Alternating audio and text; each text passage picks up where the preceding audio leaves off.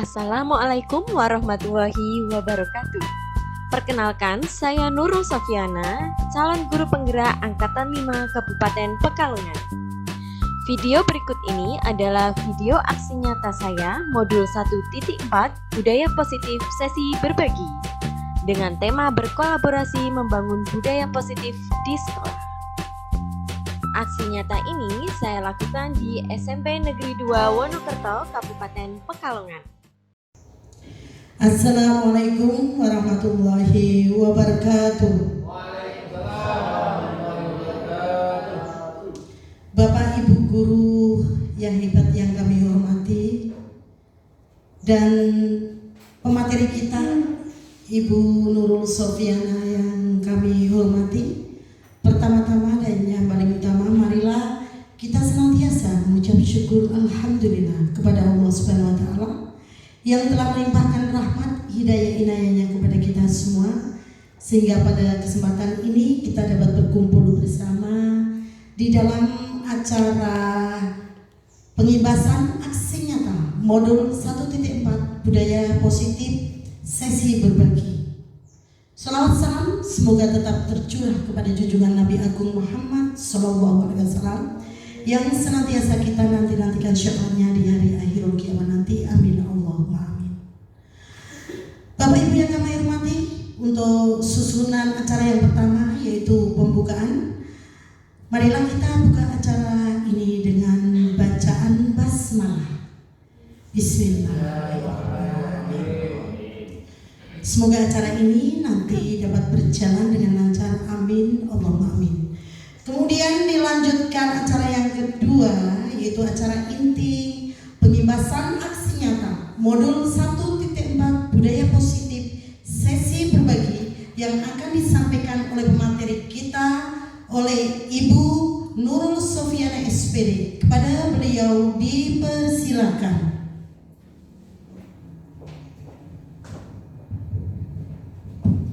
Terima kasih Bu Turina atas waktunya. Assalamualaikum warahmatullahi wabarakatuh. Selamat siang Bapak Ibu Guru SMP Negeri 2 Wonokerto yang pada hari ini bersedia hadir di acara pengimbasan aksi nyata modul 1.4 yaitu tentang budaya positif pada sesi berbagi. Nah, pada siang hari ini izinkan saya Nurul Sofiana untuk menyampaikan materi tentang budaya positif, di mana ini merupakan salah satu tugas dari pendidikan guru penggerak pada modul 1.4. Nah, apa sih budaya positif itu? Maka sebelum ke materi, saya mau melakukan sedikit ice breaking biar di sini Bapak Ibu semangat, karena sudah siang-siang ya. Sepertinya sudah tampak lelah, tadi sudah melaksanakan tugas yaitu menjadi pengawas PTS atau penilaian tengah semester ya. Nah, ice breaking kali ini saya ingin melakukan ice breaking sederhana berupa tepuk ya. Kita melakukan tepuk huha ya. Kalau saya bilang tepuk huha, satu kali tepuk, prek ya. Kalau ha berarti dua, prek prek. Kalau huha, prek prek prek. Kalau huha, prek prek prek prek prek. Bapak ya, semangat ya. Ayo kita tepuk-tepuk dulu sebelum mulai materinya ya. Yang pertama tepuk huha, ha, ha. Aduh, ini Pak Basuki kayaknya kurang konsentrasi nih ya. Kalau hari itu 2 kali ya. Oke, kita ulangi lagi. Tepuk huha, ha, ha, huha. Ya, tepuk tangan untuk kita semua. Oke, itu ice breaking pertama ya. Nah, di sini saya punya pertanyaan yang seperti kalian lihat di layar. Apa sih pentingnya menciptakan suasana positif di lingkungan sekolah? Nah, kalau di sekolah ya perlu nih kayaknya menciptakan lingkungan positif. Nah, pentingnya apa sih? Alasannya apa kita menciptakan suasana positif di lingkungan sekolah? Kira-kira Bapak Ibu guru ada yang punya pendapat nggak? Kira-kira pentingnya apa sih? Ada? Oh iya, oke. Dari Pak Aji ada pendapat nih. Suasana positif di lingkungan sekolah itu perlu atau penting untuk diciptakan agar semua warga sekolah bisa merasa nyaman, aman, serta kondusif saat sedang melakukan segala aktivitas di sekolah, sehingga tujuan sekolah atau tujuan pembelajaran itu bisa berlangsung dengan baik. Saya kira itu, Bu Sofi. Terima kasih. Terima kasih atas jawabannya. Jawabannya bagus sekali ya. Jadi pentingnya menciptakan suasana positif di lingkungan sekolah itu agar tercipta suasana apa Pak tadi? Aman, nyaman, kondusif. Nah, agar tujuan pembelajaran bisa tercapai ya. Dan itu semua berarti muaranya ya di tujuan pembelajaran, yaitu subjek pembelajaran kita adalah objek pembelajaran kita adalah murid kita ya. Jadi semuanya itu untuk kepentingan murid kita sendiri. Oke, next Bu Turina. Nah, kita menciptakan suasana yang positif itu dengan cara apa? Ya, dengan cara yang paling sederhana, yaitu yang sering kita lakukan ya, dengan cara melakukan pembiasaan-pembiasaan yang baik sehingga nantinya dapat tercipta budaya sekolah. Karena kita tidak bisa serta-merta itu menciptakan budaya positif di sekolah ya. Nah, harus dari cara-cara yang sederhana dulu, dari pembiasaan-pembiasaan yang sering kita lakukan kepada murid kita. Ya, mulai dari misalnya masuk dengan salam sapa kepada Bapak Ibu guru, berdoa, membaca Asmaul Husna, menyanyikan lagu Indonesia Raya dan lain-lain. Dengan pembiasaan-pembiasaan seperti itulah nanti akan tertanam disiplin positif dan nanti akan tercipta budaya positif di sekolah. Nah, ngomong-ngomong dari tadi itu budaya positif itu apa sih sebenarnya ya? Kita belum sampai situ nih. Nah, pengertiannya sebenarnya budaya positif itu adalah nilai-nilai, keyakinan-keyakinan dan kebiasaan-kebiasaan di sekolah yang berpihak pada murid agar murid dapat berkembang menjadi pribadi yang kritis, penuh hormat dan bertanggung jawab.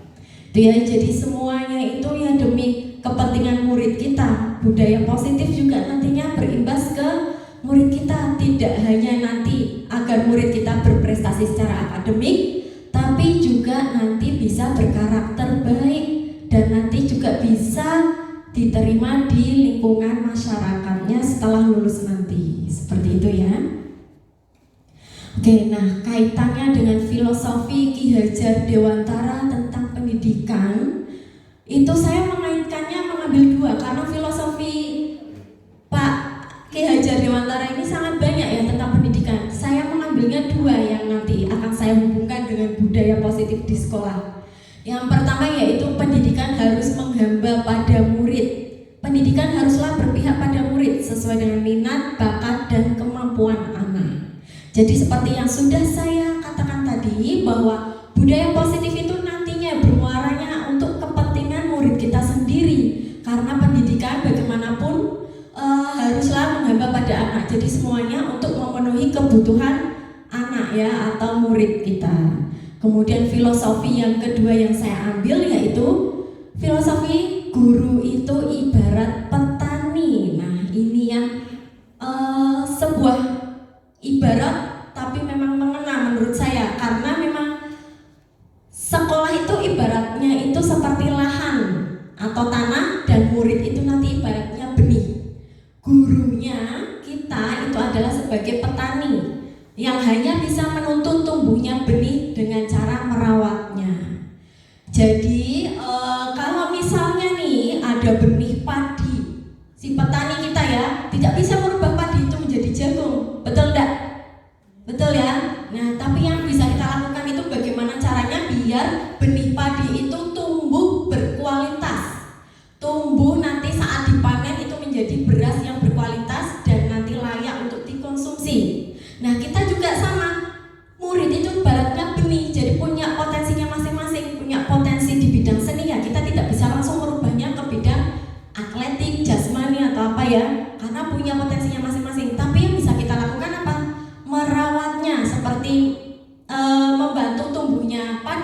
menghilangkan hamanya ya, terus menyirami dengan air, memberi pupuk dan lain-lain. Kita hanya bisa mengontrol tumbuh kembangnya si padi. Jadi seperti itu, budaya positif juga tadi salah satu upaya kita untuk membantu merawat tumbuhnya murid kita ya, untuk menumbuhkan potensi mereka seperti itu. Kemudian penerapan di sekolah tentu saja tidak bisa dilakukan oleh satu atau dua orang guru, tapi butuh kolaborasi antar seluruh warga sekolah dan juga orang tua siswa. Kita nggak bisa nih di sekolah sudah diterapkan budaya positif dengan baik, tapi ketika di luar sekolah tidak bekerja sama dengan orang tua, tidak ada yang mengontrol, nanti akan kembali lagi seperti semula ya. Jadi kita tetap yang namanya orang tua itu harus bisa diajak kerja sama untuk memantau atau mengontrol murid ketika di rumah agar budaya positif itu tetap konsisten terjaga seperti itu.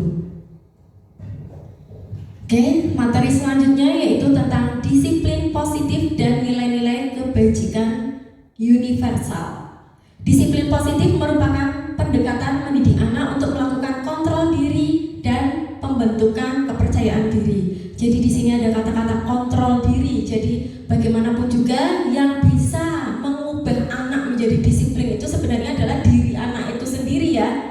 Karena bagaimanapun kita memaksa, kita menuntun, kalau anaknya tidak mau berubah, tidak mau berdisiplin, pasti akan susah. Maka di sini disiplin positif itu adalah pendekatan untuk biar anaknya bisa melakukan kontrol diri dan pembentukan kepercayaan diri. Kemudian disiplin positif ini nantinya itu akan membawa nilai-nilai kebajikan yang ingin dicapai. Dan nilai kebajikan itu sebenarnya ada banyak, seperti rasa tanggung jawab ya, baik hati, rendah hati, hemat, seperti itu merupakan nilai kebajikan. Tetapi di profil pelajar Pancasila sudah terangkum semua ya, yaitu apa saja?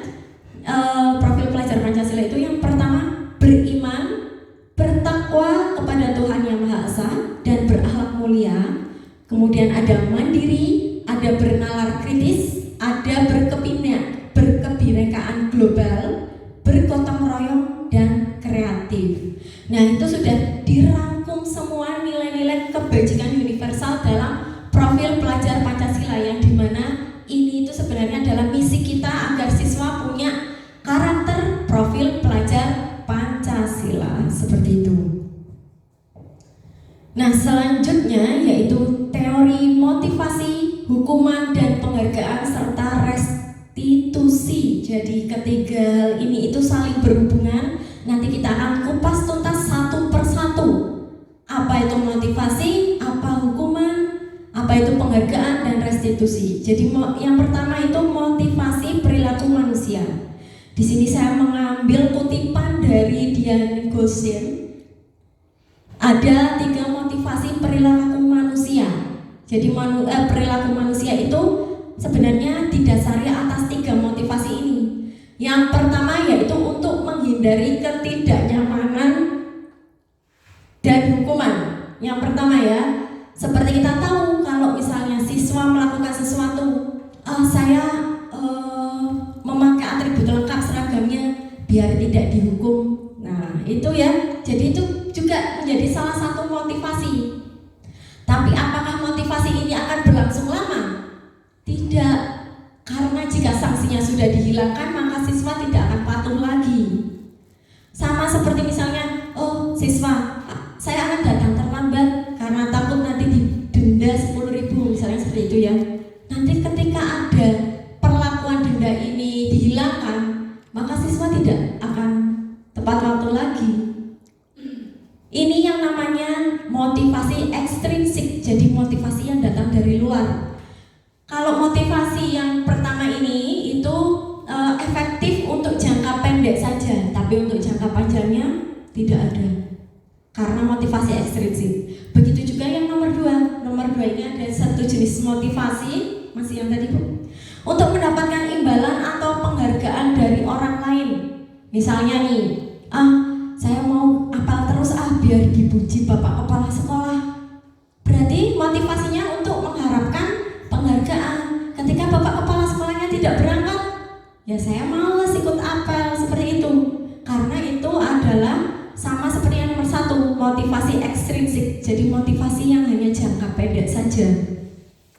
Nah, yang ketiga ini adalah motivasi intrinsik yang nanti coba kita tanamkan ke diri anak agar berlangsung lama.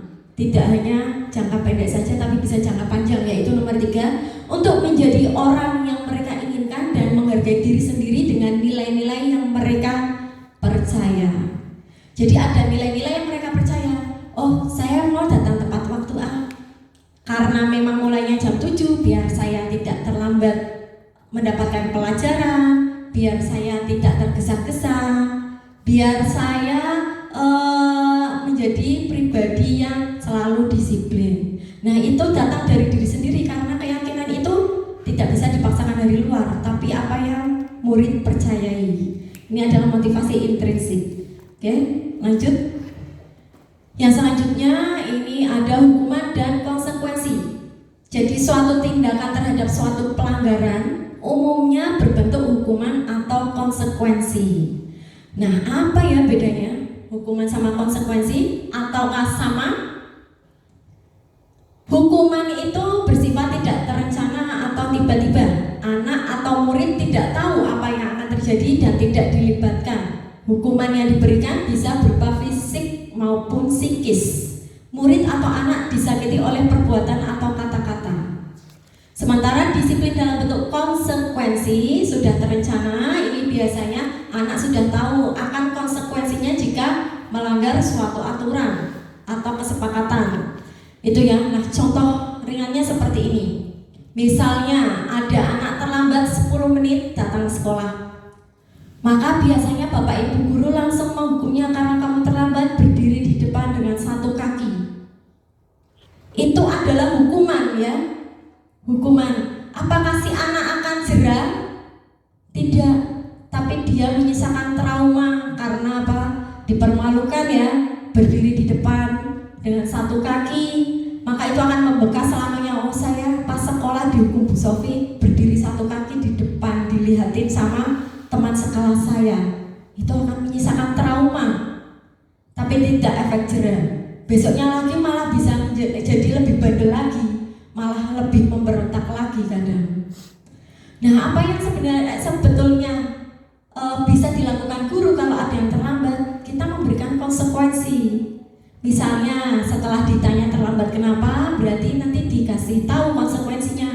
Karena kamu terlambat 10 menit, berarti nanti saat waktunya habis, kamu 10 menit tinggal di dalam kelas, jangan istirahat dulu ya. Tujuannya untuk apa? Mengejar ketertinggalan. Entah itu mencatat tadi 10 menit yang siswa itu belum datang atau mengerjakan tugas. Nah, itu merupakan salah satu bentuk konsekuensi yang harus diterima oleh murid karena datang terlambat. Jadi bisa membedakan antara hukuman dan konsekuensi ya, Pak, Bu? Bisa? Bisa. Oke, kalau bisa kita lihat selanjutnya. Sini saya punya banyak pertanyaan, ternyata kecil-kecil ya, nanti saya bacakan. Dari yang nomor 1 nih, ada tindakan guru. Kita nanti analisis bareng-bareng. Apakah tindakan ini masuk hukuman ataukah konsekuensi? Yang pertama nih, ada tindakan guru memberikan perintah mencatat 100 kali di dalam buku kalimat, saya tidak akan terlambat lagi karena terlambat ke sekolah. Kira-kira itu konsekuensi apa hukuman? Pak Widi, coba Pak Widi yang dari tadi mengamati. Hukuman, betul, itu hukuman ya, menulis terlambat 100 kali. Lah itu bukan konsekuensi dia terlambat, tidak membuat anak itu sadar akan kesalahannya ya. Hanya mengikuti perintah aja, nulis aja. Saya tidak akan terlambat, saya tidak akan terlambat, itu merupakan hukuman. Kemudian yang kedua, lari mengelilingi lapangan basket 2 kali karena terlambat hadir di sekolah. Misalnya terlambat hadir di sekolah ya, disuruh keliling lapangan basket sedangkan anak-anaknya sudah pelajaran di dalam kelas. Hukuman apa konsekuensi? Hukuman. Oke, yang selanjutnya membersihkan coretan yang dibuatnya di meja tulis. Konsekuensi ya, karena dia harus menerima konsekuensi dengan cara membersihkan meja yang dicoret-coret ya. Oke, selanjutnya nih, semakin paham ya berarti ya antara hukuman dan konsekuensi.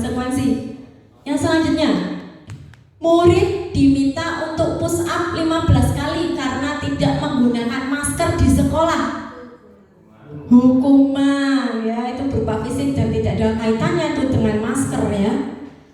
Oke, selanjutnya menggantikan kertas tugas teman yang telah dicoret-coret. Konsekuensi, karena kan dia mencoret-coret kertas tugasnya temannya ya, konsekuensinya harus mengganti kertas tugas tersebut. Selanjutnya, berjemur di lapangan basket pukul 12 siang karena mengobrol dengan teman. Hukuman ya. Terus selanjutnya, murid diminta bertelanjang kaki sepanjang hari karena tidak menggunakan sepatu warna hitam sesuai peraturan sekolah. Hukuman apa konsekuensi? Hukuman apa konsekuensi? Hukuman itu bertelanjang kaki mana? Nah, sepanjang hari. Ya, konsekuensinya sebetulnya ya bisa dengan misalnya bersepakat agar besok menggantinya dengan sepatu warna hitam, tapi tidak menyuruh bertelanjang kaki. Bisa ketusuk paku, bisa terluka kakinya, bisa melukai si anak ketika jajan di kantin, ketika mau pergi ke toilet dan lain-lain, itu bisa membahayakan. Jadi itu sebenarnya bukan mendidik, tapi juga mempermalukan, nyeker ibaratnya ya, tidak bersepatu. Itu menjadikan trauma juga. Yang lainnya bersepatu, dia nyeker sendiri, terinjak sama temannya dan lain-lain. Nah, itu juga membahayakan. Oke, berarti berdiri di depan kelas sambil mengangkat kaki satu karena tidak bisa menjawab pertanyaan. Hukuman. Oke, lanjut. Membersihkan tumpahan air di meja tulis karena tersenggol saat belajar. Konsekuensi, kehilangan 10 menit jam istirahat untuk mengerjakan tugas karena terlambat datang dan tertinggal pelajaran selama 10 menit. Konsekuensi ini seperti yang tadi saya contohkan ya. Selanjutnya, duduk di bangku di pinggir lapangan pada jam istirahat, tidak diizinkan bermain oleh guru piket karena mencederai teman saat bermain di lapangan. Konsekuensi juga ya, karena dia harus bertanggung jawab tidak ikut bermain lagi karena sudah mencederai temannya. Oke, terlambat hadir di pembelajaran daring 15 menit dan diminta untuk tinggal 15 menit sesudah kelas usai untuk membahas ketertinggalan pelajaran. Konsekuensi. Dan masih ada 2 lagi. Lari mengelilingi lapangan basket 2 kali karena terlambat 10 menit untuk pelajaran PJOK. Konsekuensi ini bapak-bapak PJOK tahu ya. Konsekuensinya karena kalau terlambat 10 menit ya dia harus pemanasan dengan berkeliling lapangan. Ini beda kasus dengan tadi yang terlambat masuk jam pertama saat temannya di dalam kelas ya. Nah, tujuan dari guru PJOK ini adalah agar anak melakukan pemanasan sendiri karena salahnya terlambat ya 10 menit. Teman-temannya sudah pemanasan duluan tadi soalnya. Terus yang terakhir, membersihkan WC sekolah karena mematahkan pensil kawannya. Hukuman. Oke, dengan kita menganalisis beberapa pernyataan, semakin paham ya perbedaan hukuman dan konsekuensi. Oke, kita lanjut lagi. Sekarang penghargaan. Nah, kita sering ya melakukan penghargaan. Penghargaan itu baik jika dilakukan dengan tepat sasaran, dengan pujian ketika anak melakukan suatu keberhasilan ya, kita patut memberikan penghargaan. Tapi penghargaan itu juga bisa menghukum. Maksudnya bagaimana? Penghargaan itu tidak selamanya bisa mensukseskan, tidak bisa untuk motivasi terus, tapi bisa juga penghargaan itu malah bisa mematikan motivasi. Oke, coba ya kita lihat yang pertama. Pengaruh jangka panjang dan jangka pendek. Nah, coba kalau misalnya anak diiming-imingi kalau yang bisa mengerjakan soal ini akan Bu Sofi kasih nilai plus 5 bintang. Anak seketika akan berbondong-bondong, akan berebut untuk mengerjakan tugas. Semuanya antusias nih. Tapi ketika besoknya saya tidak memberi nilai bintang lagi, apakah motivasi anak akan sama? Tidak. Nah, diwaspadai. Jadi kalau kita memberikan suatu penghargaan itu harus dipikirkan jangka panjangnya, tidak hanya jangka pendeknya saja. Seperti itu. Nomor 2, penghargaan tidak efektif. Ya sama seperti itu. Jadi kita memberikan suatu penghargaan, hadiah atau iming-iming, malah memberikan suatu pekerjaan yang tidak efektif. Misalnya si anak itu memang bisa bisa menulis sebuah karangan cerita yang sangat bagus. Tadinya belum diiming-iming, karena memang bagus, terus besoknya lagi, ayo nulis lagi, nanti tak kasih ini kalau kamu mau nulis lagi. Nah itu malahan kadang membuat tidak efektif. Buat apa dikasih penghargaan ya? Kalau misalnya malah menjadikan anak itu malah berarti aku kalau nulis bagus cuma mengharapkan untuk penghargaan saja, tidak untuk meningkatkan potensi apa yang dimilikinya. Yang nomor 3, penghargaan juga bisa merusak hubungan. Misalnya ketika kita hanya ada 2 orang yang bersaing, ketika satu berhasil satu tidak, diberikan penghargaan yang satu enggak, bisa merusak hubungan keduanya. Jadi memang di sini tidak penghargaan itu jelek, tapi kita harus berhati-hati untuk memberikan penghargaan yang tepat. Nah selanjutnya itu ada penghargaan mengurangi ketepatan, penghargaan menurunkan kualitas dan mematikan kreativitas. Itu sama. Misalnya disuruh membuat artikel, tapi nanti akan dibiayai, akan dikasih penghargaan. Nah itu malah biasanya nggak bisa berkembang si anak. Tapi kalau misalnya tujuannya hanya misalnya berprestasi atau untuk mengekspresikan diri, itu malah biasanya lebih berkreativitas anak itu. Oke, terus yang terakhir motivasi dalam diri. Jadi penghargaan juga bisa mematikan motivasi yang tadinya sudah punya motivasi intrinsik yang baik, karena sering diberi penghargaan, ketika tidak diberi penghargaan atau imbalan atau hadiah, maka motivasi intrinsik kadang bisa menurun. Jadinya malah dia punyanya motivasi ekstrinsik, padahal yang berlangsung lama itu adalah motivasi ekstrinsik. Oke, selanjutnya. Nah, restitusi ini juga gabungan ya antara tadi hukuman, konsekuensi, penghargaan, dan restitusi. Restitusi adalah proses menciptakan kondisi bagi murid untuk memperbaiki kesalahan mereka, sehingga mereka bisa kembali pada kelompok mereka dengan karakter yang lebih kuat. Ini disampaikan oleh Gosen tahun 2004. Jadi restitusi ini kita tidak menghukum, tapi malah bisa menguatkan dengan cara-cara yang membuat mereka menyadari apa kesalahan mereka, apa yang mereka yakini, dan kita menggiring untuk menemukan solusi bersama. Jadi itu bisa mengembangkan karakter mereka, dan juga nantinya ketika akan kembali ke kelas atau ke kelompok mereka karakternya lebih kuat, tidak dikucilkan lagi karena habis dihukum atau apa ya, tapi karakternya bisa diterima di kelompoknya lagi. Oke, nah restitusi, ada hal-hal yang berhubungan dengan restitusi, yaitu restitusi bukan untuk menebus kesalahan, namun untuk belajar dari kesalahan. Kemudian restitusi itu bisa untuk memperbaiki hubungan. Restitusi adalah tawaran, bukan paksaan. Restitusi menuntun untuk melihat ke dalam diri. Kemudian restitusi mencari kebutuhan dasar yang mendasari tindakan. Kemudian restitusi diri adalah cara yang paling baik. Restitusi fokus pada karakter, bukan tindakan. Kemudian restitusi itu menguatkan. Restitusi fokus pada solusi. Dan restitusi mengembalikan murid yang berbuat salah pada kelompoknya. Nah, di sini restitusi itu sangat penting agar siswa setelah berbuat kesalahan itu tidak dikucilkan di kelompoknya, tidak dikucilkan oleh teman-temannya, seperti itu. Oke, nah selanjutnya kita ada pembahasan tentang keyakinan kelas.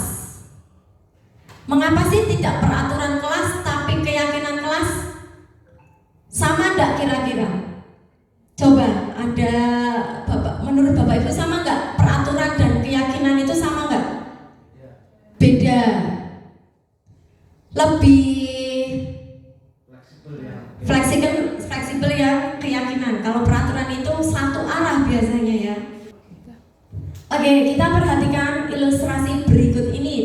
Yang nomor 1, mengapa kita memiliki peraturan tentang penggunaan helm pada saat mengendarai kendaraan roda 2 atau motor? Coba ada yang mau berpendapat. Biar apa sih ada peraturan itu? Tujuannya keamanan, biar tidak apa Pak? Biar tidak ditilang polisi. Itu konsekuensi dari itu ya. Oke ya. Jadi yang pertama katanya biar selamat ya dan tidak ditilang polisi. Oke, yang nomor 2 kita lihat. Mengapa kita memiliki peraturan tentang penggunaan masker dan mencuci tangan setiap saat? Tujuannya apa sih pemerintah kok ada peraturan itu? Biar tidak tertular virus corona ya, biar tidak terkena COVID. Berarti untuk kesehatan. Jangan digeser dulu. Jadi dari 2 ini ya, ini kan sebenarnya sudah ada peraturan ya. Peraturan tentu saja kan ada sanksi. Jadi kalau misalnya Pak Aji tadi bilang takut ditilang, berarti memakai helm di jalan raya itu karena takut ditilang, takut sanksinya berarti ya. Karena embel-embel peraturan, nah, pasti ada sanksi. Jadi ketika Pak Aji naik motor di gang-gang sini ya, tidak memakai helm karena patokannya hanya peraturan, itu hanya peraturan. Padahal peraturan tadi mengandung nilai kebajikan yang sangat baik ya, apa? Keselamatan, biar melindungi kepala kita saat jatuh ya. Coba kalau itu bukan sebagai peraturan lagi, tapi sudah menjadi keyakinan kita. Oh, ini helm itu untuk melindungi saya, untuk keselamatan saya. Maka dimanapun naik motor pasti kita akan pakai helm ya. Nah itu, jadi kita tidak memakai peraturan lagi, tapi keyakinan. Kalau sudah jadi keyakinan, tidak ada polisi, tidak ada CCTV pun kita akan memakai helm ya. Jadi ada suatu nilai kebajikan yang terkandung di dalam suatu keyakinan. Nomor 2 juga sama. Oh, biasa nih kalau masuk ke mall diperiksa maskernya baru pakai masker. Oh, biar tidak ditilang polisi, pakai masker. Kalau di rumah, maksudnya di gang ya, beli lontong tahu, nah tidak memakai masker. Tapi lapar ya jadinya mikirnya lontong tahu. Oke, itu ya. Jadi kalau misalnya kita ambil nilai kebajikannya sebagai keyakinan kita, oh itu melindungiku darimu, melindungiku maupun melindungimu ya. Ya, biar tidak sama-sama tertular ya, tidak sama-sama tertular COVID. Nah itu, maka dimanapun kita pasti masker, ada kerumunan banyak orang, pasti carinya masker karena sudah tertanam di keyakinan kita, sudah terbawa nilai kebajikannya itu sudah terbawa di hati kita. Oke, selanjutnya. Nah jadi itu ya, mengapa kok tadi saya ada pertanyaan pemantik, kenapa kok tidak peraturan kelas tapi keyakinan kelas? Nah itulah alasannya ya, agar dimanapun, tidak hanya di dalam kelas, di luar kelas, saat istirahat, saat ke ruang guru juga terbawa nilai keyakinan tersebut. Tidak di dalam kelas saja dipatuhi, tapi juga di luar kelas bisa dijalankan. Nah, membuat keyakinan kelas itu bagaimana? Ini ada beberapa hal terkait keyakinan kelas. Jadi keyakinan kelas ini biasanya dibuat bersama-sama antara guru dengan siswa atau murid saat awal tahun pelajaran. Jadi belum mulai ini, kita bikin kesepakatan kelas yuk. Kira-kira disuruh bareng ya membuat keyakinan kelas. Karena keyakinan kelas itu dibuat oleh dua belah pihak, tidak hanya guru. Kalau guru yang membuat keyakinan kelas itu namanya peraturan atau kontrak. Biasanya kita melakukan kontrak belajar ya. Itu kan dibuat siapa? Dibuat guru sendiri. Apakah membuatnya melibatkan siswa? Tidak. Maka kita harus merubahnya secara perlahan. Membuat keyakinan kelas. Nih yang satu, keyakinan kelas bersifat lebih abstrak daripada peraturan yang lebih rinci dan konkret. Maksudnya peraturan itu biasanya rinci dan konkret. Nah, keyakinan kelas itu biasanya abstrak, fleksibel. 2, keyakinan kelas berupa pernyataan universal. Jadi universal, umum, tidak khusus langsung menjurus apa. Nanti terlalu banyak karena kalau terlalu khusus. Terus nomor 3, pernyataan keyakinan kelas senantiasa dibuat dalam bentuk positif. Jadi bukan dilarang apa, jangan apa ya, tapi positif. Kemudian keyakinan kelas hendaknya tidak terlalu banyak sehingga mudah diingat dan dipahami oleh semua warga kelas. Jadi seperti yang tadi ya, tidak perlu banyak-banyak biar siswa meyakini semua. Kalau terlalu banyak malah nggak ingat semua, nanti buyar ya. Terus selanjutnya keyakinan kelas sebaiknya sesuatu yang dapat diterapkan di lingkungan tersebut. Yang nomor 6, semua warga kelas hendaknya ikut berkontribusi dalam pembuatan keyakinan kelas lewat kegiatan curah pendapat. Nah, ini harus dilakukan dua arah. Jadi siswa juga mengeluarkan pendapatnya dan sepakat, tidak hanya satu arah. Nomor 7, bersedia meninjau kembali keyakinan kelas dari waktu ke waktu. Oke, selanjutnya. Nah, ini contoh keyakinan kelas dan peraturan kelas. Biasanya kita bikin peraturan kelas itu hadir di sekolah 15 menit sebelum pembelajaran dimulai. Kita ganti. Keyakinan kelasnya bentuknya lebih abstrak, lebih universal. Selalu disiplin di sekolah. Disiplin. Ini malah universal banget. Bisa disiplin tepat waktu, bisa disiplin seragam, bisa disiplin tugas. Disiplin apapun. Jadi yang tertanam di anak, oh aku harus disiplin. Oh, dimanapun harus disiplin, seperti itu. Yang nomor 2, dilarang mengganggu orang lain. Yang nomor 3 nih sama ya, nanti nilainya dilarang mengobrol saat pelajaran. Karena mengobrol saat pelajaran mengganggu temannya, nanti tidak berkonsentrasi terhadap penjelasan guru. 2 ini dapat kita ambil nilai kebajikannya, yaitu menghormati orang lain. Maka akan mudah diingat karena hanya menghormati orang lain, itemnya banyak. Tapi sebelum itu kan kita berdialog dulu dengan siswa. Jadi siswa tahu maksudnya dan apa yang tujuan dari menghormati orang lain ini. Kemudian ada dilarang membuang sampah di kelas. Yang terakhir saat selalu melaksanakan piket setiap hari. Nah, ganti aja ya, kita bikin nilai kebajikannya menjaga kebersihan kelas. Jadi apapun, mau misalnya sobekan kertas atau apapun, karena sudah menjadi keyakinan kelas harus menjaga kebersihan, ya nanti tidak akan mengotori kelas, seperti itu. Oke, tadi tentang keyakinan kelas, dan ini sekarang kita tentang kebutuhan dasar manusia dan dunia berkualitas. Jadi di dunia ini hanya ada 5 kebutuhan dasar. Yang pertama, bertahan hidup atau survival, yaitu ini mencakup makan, minum, kebutuhan sandang, ya pakaian, rumah, istirahat, tidur, dan lain-lain. Itu adalah bertahan hidup. Yang kedua, kebutuhan akan kasih sayang dan rasa diterima. Sebagai manusia pasti butuh yang namanya kasih sayang, entah itu dari teman, dari keluarga, dari pasangan, maupun dari relasi-relasi lainnya. Terus yang ketiga, penguasaan atau kebutuhan pengakuan atas kemampuan, tidak bisa dipungkiri ini. Nomor 3, pasti manusia itu butuh pengakuan, tidak suka diremehkan ya. Jadi pengen ada rasa diakui, dia itu mampu apa, seperti itu ya. Terus yang nomor 4, kebutuhan dasar akan kebebasan atau kebutuhan akan pilihan. Dan yang kelima, kesenangan. Tentu saja ya, kita hidup ya sekali-sekali butuh enjoy, butuh kesenangan, butuh happy-happy ya. Tidak hanya beremut-beremut saja. Oke, karena itu akan menyeimbangkan pikiran. Nah, sebenarnya dari yang 5 kebutuhan dasar ini, saya mencontohkan jika ada siswa ini namanya Doni misalnya. Doni ya, di sini kebetulan ada yang namanya Doni. Doni itu mengambil bekal makanan temannya, padahal guru sudah menyuruh membawa bekal masing-masing.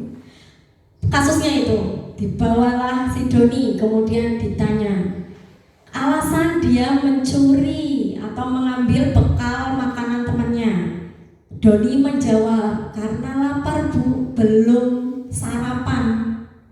Berarti si Doni itu kebutuhan dasar yang ingin dipenuhi adalah kebutuhan bertahan hidup. Kemudian kalau Doni ditanya, ternyata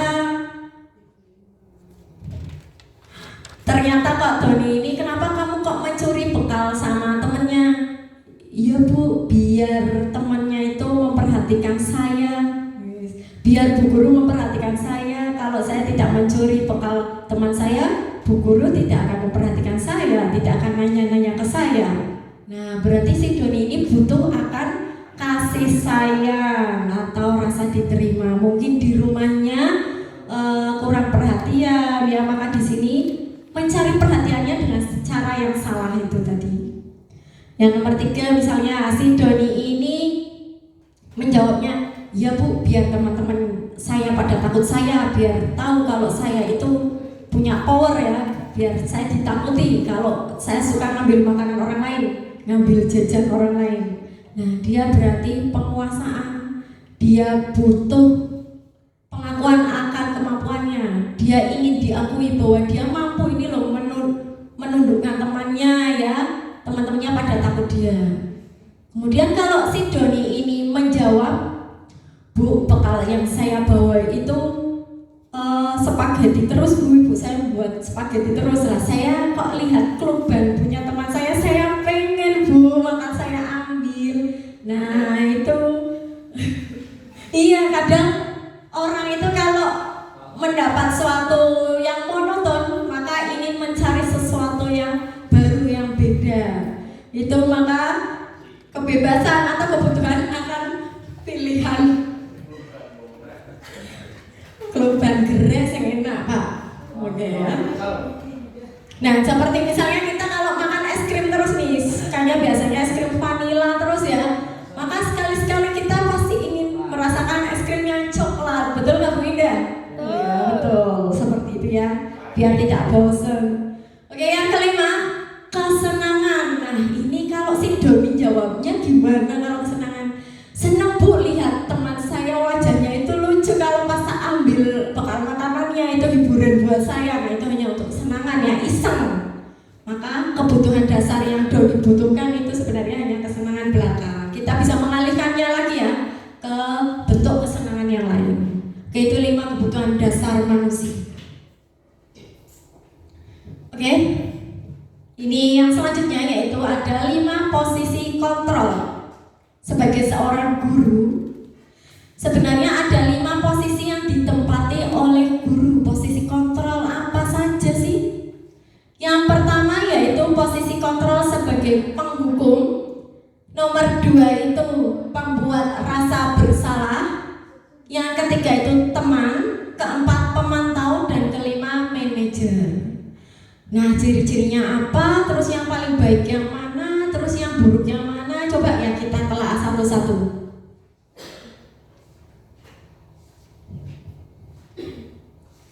Posisi penghukum itu seperti apa? Seorang penghukum bisa menggunakan hukuman fisik maupun verbal.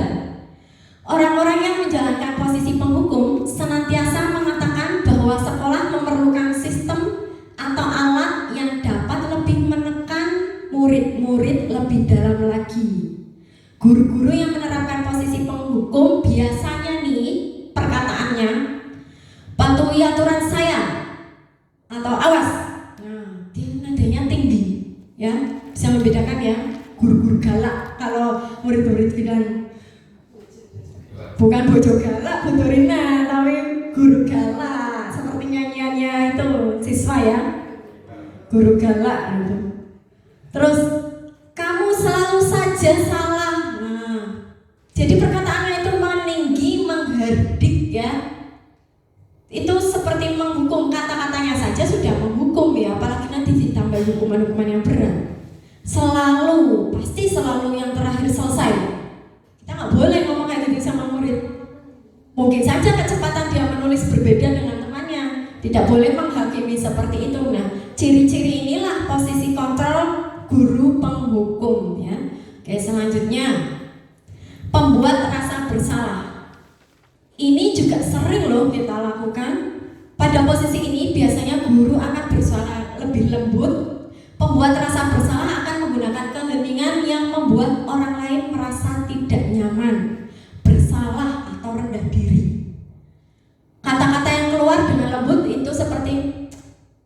ibu sangat kecewa sekali dengan kamu. Kayak menunjukkan kekecewaan yang mendalam, dan nanti siswanya itu akan merasa bersalah, tapi tidak hanya saat itu, tapi akan berkelanjutan. Berapa kali Bapak harus memberitahu kamu ya? Gimana coba kalau orang tua kamu tahu kamu berbuat seperti ini?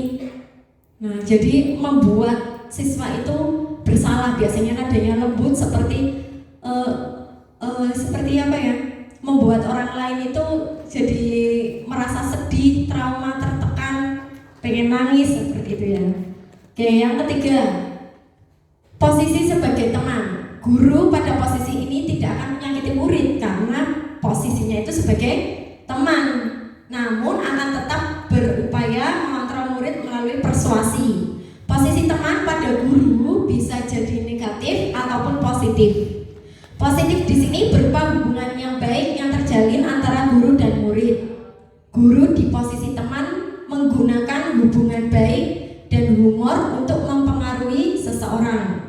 Mereka akan berkata, ayo bantulah demi Bapak ya. Ayo ingat tidak bantuan Bapak selama ini. Ya sudah, kali ini tidak apa-apa, nanti Ibu bantu bereskan ya. Jadi dibantu terus setiap ada masalah, dibuatkan alasan dan lain-lain. Hal negatifnya dari posisi teman adalah bila suatu saat guru tersebut tidak membantu murid lagi, maka kekecewaan muridnya akan lebih besar. Saya pikir Bapak atau Ibu itu teman saya, ternyata saat saya melakukan kesalahan saya ditinggalkan. Padahal selama ini dibantu ya, tapi karena posisinya sudah melekat sebagai teman, selalu melindungi, selalu membela, selalu mencarikan alasan. Jadi ketika tidak dibantu sekali akan kecewa yang mendalam. Yang keempat, sebagai pemantau. Memantau berarti mengawasi. Pada saat kita mengawasi, kita bertanggung jawab atas perilaku orang-orang yang kita awasi. Posisi pemantau berdasarkan pada peraturan-peraturan dan konsekuensi. Jadi ini guru yang suka mantau, nyatet, lapor ke BK. Nyatet, ini lapor ke BK, ini pelanggaran, catetin BK ya. Itu ya. Dengan menggunakan sanksi atau konsekuensi, kita dapat memisahkan hubungan pribadi kita dengan murid sebagai seorang yang menjalankan posisi pemantau. Pertanyaan yang diajukan biasanya, peraturannya apa coba? Apa yang telah kamu lakukan? Sanksi atau konsekuensinya apa kalau kamu melakukan itu? Nah, itu seperti pemantau. Tidak ada perasaan ya. Terus yang kelima, posisi manajer. Posisi terakhir, manajer adalah posisi di mana guru berbuat sesuatu bersama dengan murid. Mempersilahkan murid mempertanggungjawabkan perilakunya. Jadi tidak membela, tidak mengiyakan juga, tapi mempertanggungjawabkan perilakunya, mendukung murid agar dapat menemukan solusi atas permasalahannya sendiri. Di manajer, murid diajak untuk menganalisis kebutuhan dirinya maupun kebutuhan orang lain. Di sini penekanan bukan pada kemampuan membuat konsekuensi, namun dapat berkolaborasi dengan murid bagaimana memperbaiki kesalahan yang ada. Ciri-ciri kalau guru sudah mempunyai posisi kontrol sebagai manajer, biasanya apa yang kita yakini. Nah, seperti itu ya. Coba sudah bikin keyakinan kelas apa? Terus apakah kamu meyakininya? Jika kamu meyakininya, apakah kamu bersedia memperbaikinya? Jika kamu memperbaiki hal ini menunjukkan apa tentang dirimu? Apa rencana kamu untuk memperbaiki diri? Jadi hanya pertanyaan pemantik, penggiring saja, biar siswa itu menyadari kesalahannya sendiri, biar dia juga punya gagasan untuk menyelesaikan masalahnya, dan juga tidak diberi solusi secara instan.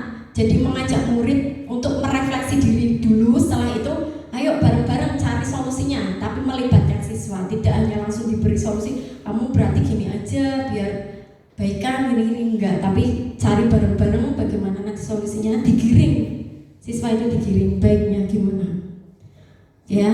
Nah, ini materi yang terakhir yaitu tentang segitiga restitusi. Segitiga restitusi ini ada 3 tahap. Yang pertama, validasi tindakan yang salah, terus menstabilkan identitas yang bawah dulu ya, yang dasar, kemudian validasi tindakan yang salah, dan menanyakan keyakinan atau mencari keyakinannya. Kita lihat yang bawah. Biasanya kita setelah siswa itu melakukan kesalahan tidak serta-merta menghukum ya, tapi kita ajak diskusi, ajak berdialog dengan bicara biasanya ya udah, setiap orang itu pasti berbuat salah. Kamu bukan satu-satunya. Ibu juga pernah dulu terlambat. Tapi setelah validasi yang salah tidak putus sampai di situ. Menstabilkan identitas ya, terus dilanjutkan validasi tindakan yang salah. Nah, di sini biasanya kalimatnya kamu tentu punya alasan mengapa melakukan itu. Ya, tadi diadem-adem sih, berarti tadi dibiarin dulu. Ya, nggak apa-apa, kamu hari ini terlambat. Nah, kamu terlambat itu kenapa? Ya, tanyakan alasannya untuk validasi tindakan yang salah. Bisa juga adakah cara yang lebih efektif untuk mendapatkan apa yang kamu butuhkan? Apa ada cara nggak selain biar kamu nggak terlambat seperti itu ya? Terus ada juga menanyakan keyakinan. Terus tanya, kita kan sudah membuat kesepakatan kelas, kira-kira keyakinan apa yang kamu langgar ya? Tubuh disiplin misalnya seperti itu. Nah, itu kan kita sudah meyakini. Kamu meyakini nggak? Oh, kita buat bareng-bareng seperti itu ya.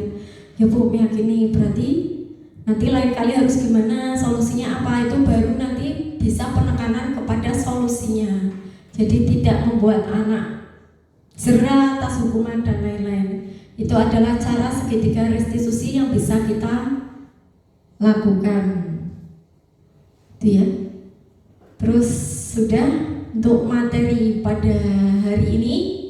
Jadi materi tentang budaya positif sangat berkesinambungan dari membudayakan disiplin positif sampai tadi ada hukuman, ada penghargaan dan lain-lain, sampai kita melakukan segitiga restitusi. Semua itu dilakukan untuk murid kita, untuk memenuhi kebutuhan murid kita, karena seperti filosofi Ki Hajar Dewantara tadi ya, pendidikan itu menghamba pada murid. Oke, mungkin materi dari saya sekian dulu. Saya kembalikan ke moderator. Terima kasih atas materinya dari Ibu Nurul Sofiana SPD yang telah mengulas panjang lebar tentang budaya positif sesi berbagi ini. Dalam hal ini ada satu session saja pertanyaan. Langsung 2 penanya ya Ibu Bapak. Untuk penanya pertama monggo dipersilahkan ya Ibu Ida Sofida. Pertanyaannya. Assalamualaikum warahmatullahi wabarakatuh. Yang mau saya tanyakan, selama Ibu menjadi guru, pada 5 posisi kontrol yang tadi sudah disampaikan, posisi kontrol apa yang sudah pernah Ibu lakukan di kelas ataupun di sekolahan yang pernah Ibu ajar? Ya, terima kasih. Langsung dijawab aja ya Bu Sofi ya. Oke, terima kasih ya. Pertanyaannya, selama saya sebagai guru, posisi kontrol apa saja sih yang sudah pernah saya lakukan? Apakah saya sudah melampaui posisi kontrol manager? Tentu belum ya. Jadi selama ini ya seperti guru-guru lain di sekolah itu, kita biasanya sebagai penghukum, sebagai teman, dan pembuat rasa bersalah, kadang juga pemantau. Jadi 1-4 ini pernah saya lakukan. Ya, sama nggak Bapak Ibu? Sama. Yang paling sering penghukum ya, karena sedikit-sedikit kita ada aturan, ada hukuman ya. Nah, itulah yang harus kita ubah.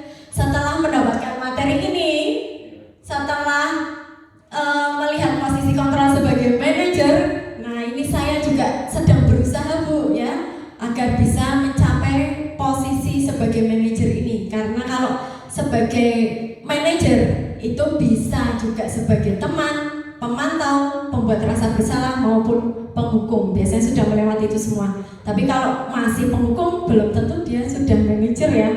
Nah seperti itu. Jadi pengennya saya dari dalam diri itu pengen merubah dulu posisi kontrol saya sebagai manajer, pengen belajar ya biar tidak jadi lagi itu guru penghukum, guru pembuat bersalah, guru sebagai teman, atau guru sebagai pemantau. Nah mudah-mudahan nih saya juga belajar, mudah-mudahan Bapak Ibu guru yang di sini juga mari kita sama-sama ya belajar biar mencapai posisi kontrol sebagai manajer. Gitu ya. Sepakat Bapak Ibu? Oke, sepakat ya.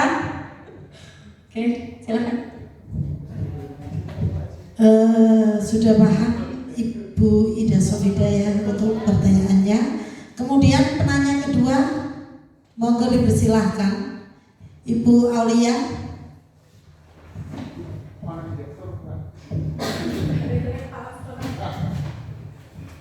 Assalamualaikum warahmatullahi wabarakatuh. Di sini saya ingin menanyakan, minta tolong dibukakan dulu slide tentang kebutuhan dasar manusia. Di situ kan ada 5 ya, kebutuhan dasar manusia.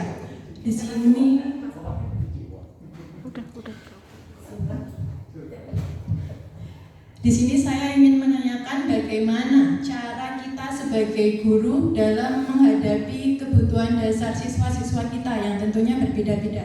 Dalam satu kelas saja, mungkin ada 5-5-nya itu dalam satu kelas, dan itu bagaimana cara mengatasinya. Monggo langsung dijawab aja Ibu Sofi.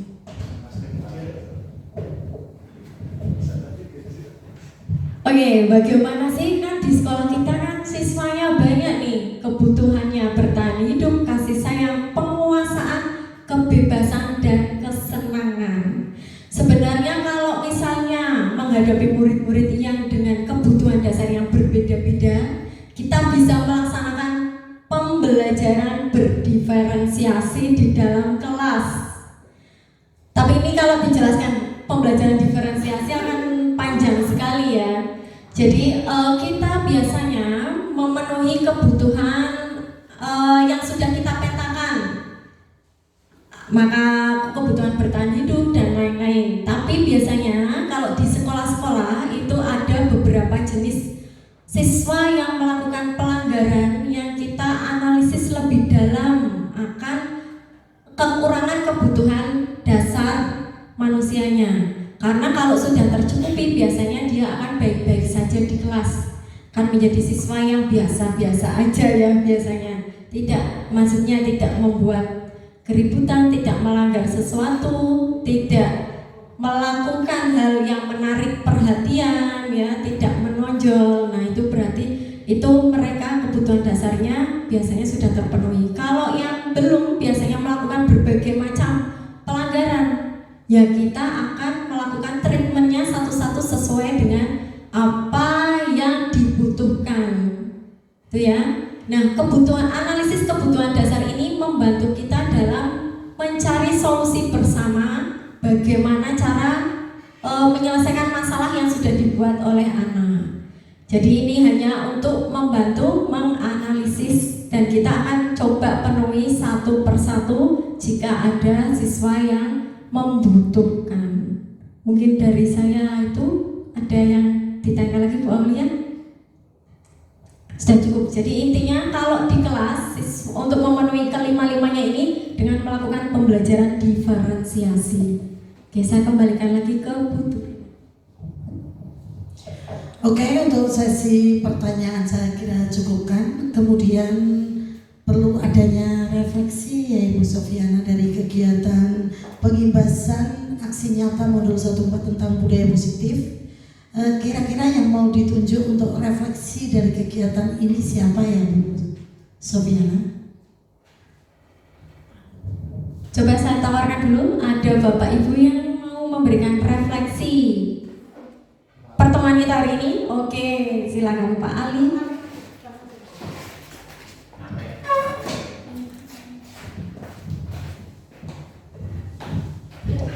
Ya, terima kasih. Setelah kami dan rekan-rekan mengikuti pemaparan yang telah Ibu Nurul sampaikan, sangat menambah wawasan pengetahuan. Ternyata selama ini yang kita ajarkan, kadang posisi kita sebagai guru, termasuk yang materi utama adalah budaya positif, itu sangat penting. Kenapa budaya positif itu perlu diterapkan di sekolah? Karena budaya positif bisa tercipta kalau tercipta seperti disiplin, sehingga nanti sekolah suasana nyaman. Kalau suasana belajar nyaman, maka tujuan pembelajaran akan tercapai atau sukses. Itu yang dapat saya terima dari refleksi pemaparan Ibu tadi. Terima kasih, ini sangat menambah wawasan dan pengetahuan. Semoga kami bisa mengikuti jejak Ibu sebagai calon guru penggerak. Seperti semboyan Bapak Guru Penggerak adalah bergerak, tergerak, dan menggerakkan. Insya Allah saya akan mengikutinya Ibu, mudah-mudahan.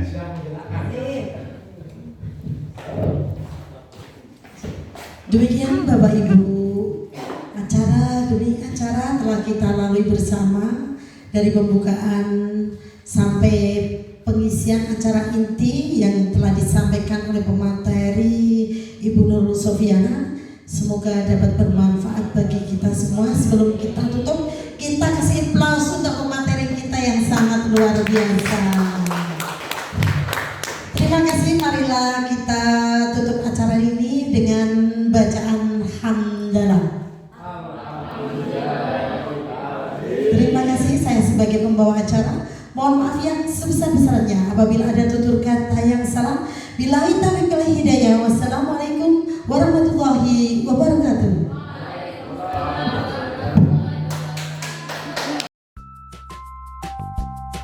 Demikianlah video pengimbasan modul 1.4 Budaya Positif sesi berbagi. Terima kasih sudah menyaksikan. Salam guru penggerak. Guru bergerak Indonesia maju.